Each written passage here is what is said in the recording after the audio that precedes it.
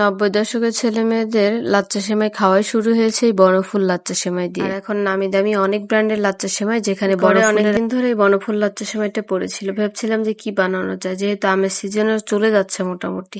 তো ভাবলাম যে এখন আমের অনেক দাম, এখন আর আম দিয়ে বানানো সম্ভব না। এখন আমি এর সাথে চিনি, গুঁড়া দুধ আর এর সাথে একটা ডিম ভেঙে নিয়ে সুন্দর একটা ঝটপট নাস্তা রেডি করলাম।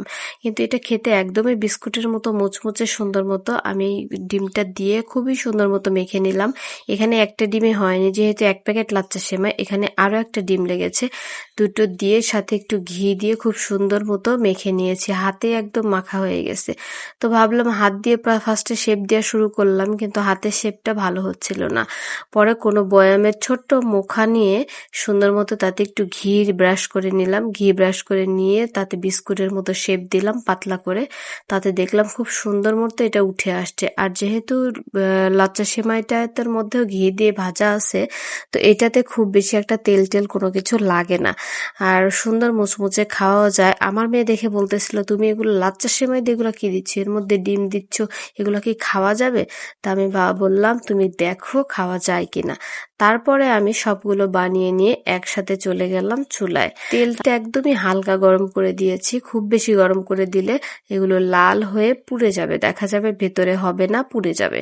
তো সবগুলো একদম মাঝা মানে মৃদু আছে, এটাকে সুন্দর মতো লাল লাল করে ভেজে নিলাম। আর ডিমের কারণে একটু একটু ফেনা হয়েছিল। কিন্তু বাচ্চারা বর্ণফুল লাচ্চা সেমাই চিনেই না, আর আমাদের সময় এটাই ছিল একমাত্র লাচ্চা সেমাই।